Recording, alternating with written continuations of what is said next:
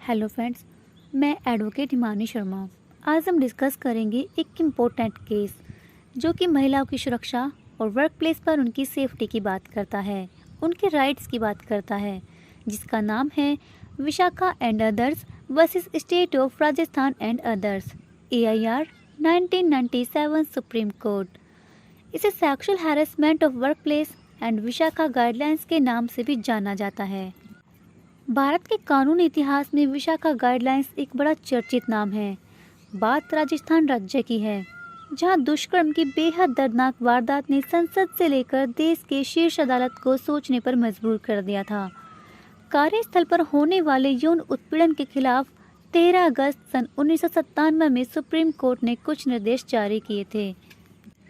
विशाखा नाम के एक NGO के द्वारा सुप्रीम कोर्ट में एक पिटीशन फाइल की गई थी, जो महिलाओं के फंडामेंटल राइट्स का जो इन्फ्रिंजमेंट है और वर्क प्लेस पर उनके साथ जो सेक्सुअल हैरेसमेंट होता है, जिसकी वजह से उन्हें सेफ इन्वायरमेंट नहीं मिल पाता, तो सुप्रीम कोर्ट ने महिलाओं की सेफ्टी के लिए गाइडलाइंस जारी की, जिन्हें विशाखा गाइडलाइंस के नाम से जाना जाता है। इनको जानने से पहले हम इस केस को समझ लेते हैं कि इस केस में ऐसा क्या हुआ जिसकी वजह से सुप्रीम कोर्ट को गाइडलाइंस जारी करनी पड़ी। हम जानते हैं विशाखा गाइडलाइंस कैसे अस्तित्व में आई। इस पूरे मामले की केंद्र बिंदु एक महिला थी, भंवरी देवी, जो कि एक सोशल वर्कर थी। गवर्नमेंट ने वुमेन डेवलपमेंट प्रोजेक्ट के तहत बाल विवाह के विरुद्ध एक अभियान चलाया, जिसमें भंवरी देवी 1985 से ही सातिन के तौर पर काम कर रही थी। भंवरी देवी का काम था बाल विवाह के विरुद्ध जागरूकता फैलाना और सामाजिक बुराइयों के खिलाफ अभियान चलाना, और अगर कोई बाल विवाह का दोषी है उसकी शिकायत पुलिस प्रशासन में करना। एक बार ऐसा हुआ कि एक अपर कास्ट फैमिली में, सो कॉल्ड गुजर फैमिली, 1 साल की लड़की के बाल विवाह की तैयारी चल रही थी, जिसका भंवरी देवी ने विरोध किया। पहले इस परिवार ने भंवरी देवी को बिरादरी से बेदखल करने की कोशिश की और फिर उससे बदला लेने के लिए 22 सितंबर 1992 को उसके साथ गैंगरेप किया गया। हमारे समाज का ये घिनौना सच है कि हम अपनी ताकत दिखाने के लिए एक औरत के साथ रेप जैसा घिनौना काम कर देते हैं, और हमारी सोसाइटी की एक सच्चाई ये भी है, जिसके साथ ये घिनौना काम हुआ उसको ये समाज बुरे नज़रिए से देखता है, मगर जिसने ये काम किया, क्या उसको इस नज़रिए से देखा जाता है? नहीं। प्राचीन काल से ही भारत में निम्न जाति व उच्च जाति की अवधारणा चलती आ रही है, जिसमें उच्च जाति के लोगों द्वारा नीची जाति को छुआ भी नहीं जाता। इसी आधार का उपयोग करते हुए भंवरी देवी के साथ अन्याय हुआ।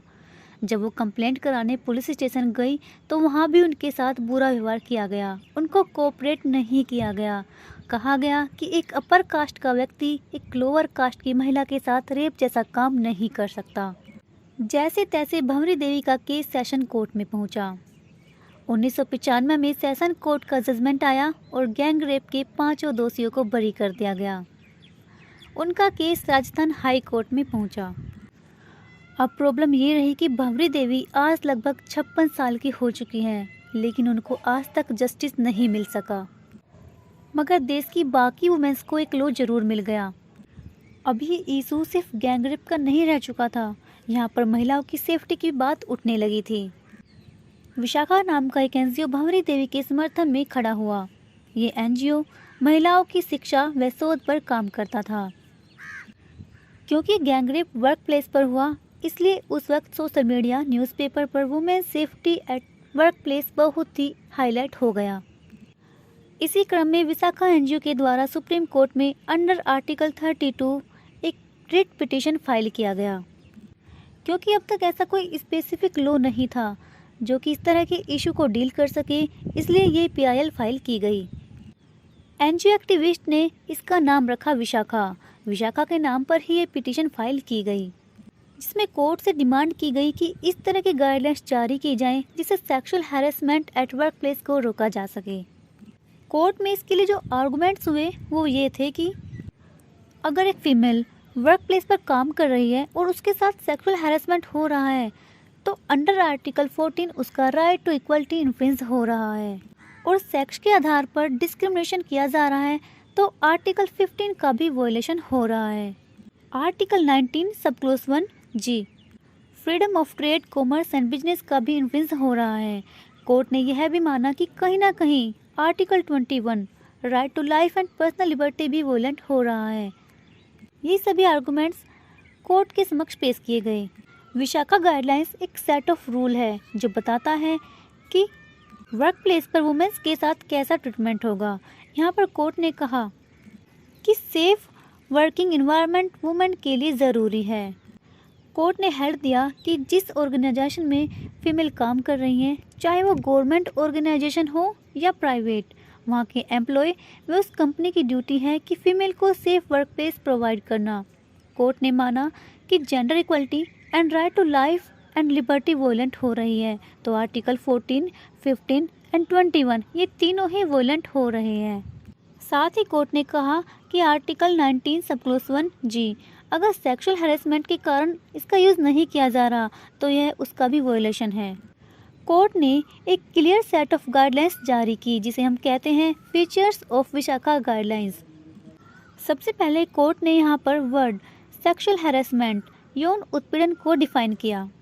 सुप्रीम कोर्ट ने कहा प्रत्यक्ष अथवा अप्रत्यक्ष रूप से किए गए कुछ अवांछित कार्य या व्यवहार यौन उत्पीड़न कहलाएंगे, जैसे शारीरिक संपर्क और छेड़छाड़, यौन संपर्क के लिए मांग या अनुरोध, अश्लील चित्रों का प्रदर्शन और अश्लील टिप्पणियाँ। हम जानते हैं क्या है विशाखा गाइडलाइंस। नंबर 1, जहाँ कामकाजी महिलाएं हैं वहाँ नियोजकों और अन्य जिम्मेदार अधिकारियों का यह कर्तव्य है कि वे कामकाजी महिलाओं के यौन शोषण को दूर करें और उन्हें रोकने के उपाय करें। नंबर 2, यदि किसी कार्यस्थल पर किसी कार्यरत व्यक्ति के द्वारा कामकाजी महिला का यौन उत्पीड़न किया जा रहा है तो ऐसे व्यक्ति के खिलाफ अनुशासनात्मक कार्रवाई की जाए। नंबर 3, कामकाजी महिलाओं के यौन उत्पीड़न संबंधी शिकायतों को सुनवाई के लिए शिकायत निवारण समितियों का गठन किया जाए। ऐसी समितियों का अध्यक्ष महिलाओं को बनाया जाए। इस कमेटी में 50% से ज़्यादा महिलाएं होना आवश्यक है। इस कमेटी में ऐसे मेंबर्स को भी इंक्लूड किया जाना चाहिए जो NGO से रिलेटेड हैं। नंबर 4, किसी कामकाजी महिला के साथ बाहरी व्यक्तियों के द्वारा यौन उत्पीड़न किए जाने पर ऐसी महिला को पर्याप्त संरक्षण प्रदान किया जाए। नंबर 5, केंद्र और राज्य सरकारें कामकाजी महिलाओं के यौन उत्पीड़न की घटनाओं को रोकने के लिए उचित कानून बनाएं और यौन उत्पीड़न निवारण संबंधी साहित्य भी तैयार किया जाए और इसका ज़्यादा से ज़्यादा प्रचार और प्रसार किया जाए। सन 2013 में संसद ने विशाखा जजमेंट की बुनियाद पर दफ्तरों में महिलाओं के संरक्षण के लिए एक कानून पारित किया, the sexual harassment of women at work place act 2013। कार्यस्थल पर महिलाओं का यौन उत्पीड़न रोकथाम, निषेध एवं समाधान अधिनियम 2013। वर्तमान समय में कार्यस्थल पर यौन उत्पीड़न को रोकने के लिए यह अधिनियम प्रभावी है। इसमें कहा गया कि कानूनी तौर पर हर संस्थान जिसमें 10 से ज़्यादा कर्मचारी हैं वहाँ कार्यस्थल पर महिलाओं का यौन उत्पीड़न निवारण निषेध अधिनियम 2013 के तहत अंदरूनी शिकायत समिति ICC होना ज़रूरी है। अगर आपको भी लगता है कि आपका शोषण हो रहा है तो आप लिखित शिकायत इस कमेटी में कर सकती हैं और इससे संबंधित सभी दस्तावेज भी देने होंगे, जैसे मैसेजेस, ईमेल्स आदि। ये शिकायत 3 महीने के अंदर देनी होती है और उसके बाद 90 दिन के अंदर रिपोर्ट पेश की जाती है। इसकी जांच में दोनों पक्षों से पूछताछ की जा सकती है और आपकी पहचान को गोपनीयता बनाए रखना समिति की जिम्मेदारी है। इस गाइडलाइंस के तहत कोई भी कर्मचारी, चाहे वो इंटर्न भी हो, वो भी शिकायत कर सकता है। उसके बाद अनुशासनात्मक कार्यवाही की जाएगी और 60 दिन के अंदर समिति की अनुशासनात्मक कार्यवाही की जाएगी। महिलाओं को उनके अधिकारों के प्रति जागरूक बनाया जाना चाहिए। फ्रेंड्स, इसी के साथ हमारा आज का टॉपिक समाप्त होता है।